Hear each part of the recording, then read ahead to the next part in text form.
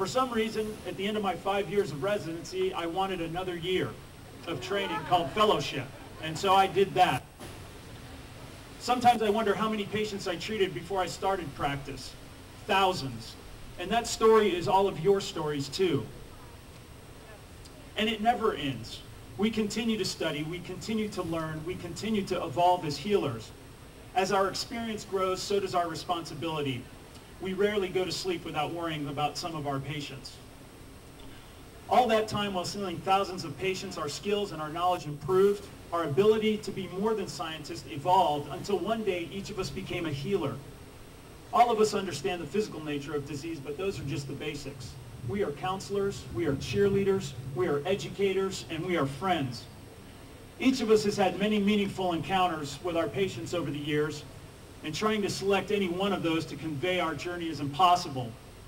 But I can remember seeing one 11-year-old girl whose legs had become mummified due to meningococcemia. And as I examined her, she looked up at me and she asked me if her legs were going to be okay.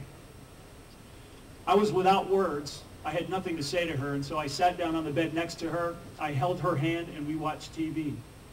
And for some reason, that seemed to bring comfort to her. I can recall caring for a 3-year-old boy who had never seen the outside of a hospital. He had short gut syndrome, and even though my partner and I, after an all-night on-call session, were so tired we couldn't see straight, we sat on the floor and we played blocks with him. I can remember one Sunday morning holding a mother who had lost her daughter in a car accident the night before. The sounds of her agony that night will be with me for the rest of my life. And each of us out there has those stories. We have those memories. Being a physician is much more than understanding physiology. It requires an understanding of the human condition. I watched my 20s and 30s disappear while immersed in learning my craft.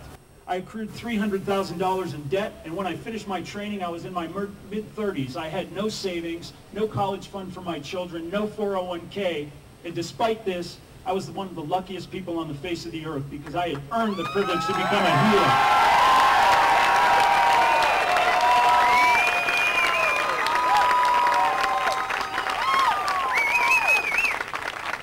Medicine is not a cookbook endeavor, it's an art, and each of us is still learning. It's been suggested that physicians would rather amputate a limb or remove tonsils unnecessarily for financial gain.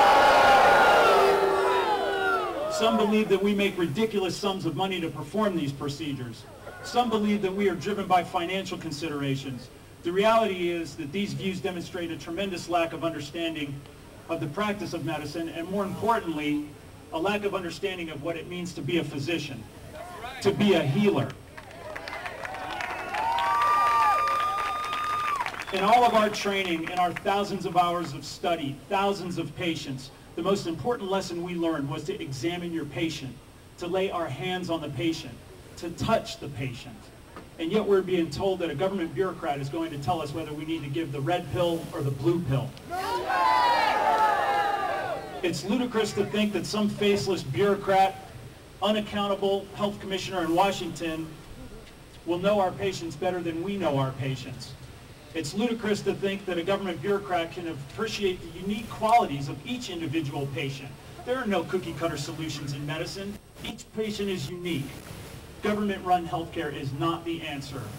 We need real reform, the ability to purchase insurance across state lines. Tax deductions for individuals to purchase insurance, not just employers. Universal health care tax credit.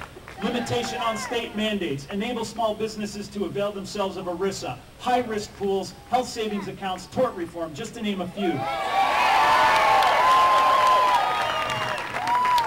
Each one of us took a sacred oath to first do no harm. Government takeover of healthcare, whether it is cloaked in a public option, a trigger for a public option, a government subsidized co-op, we know is not the answer. We must stand up for our patients. We must speak for their well-being. And I, for one, cannot participate in a government-run healthcare program because I took a sacred oath to first do no harm.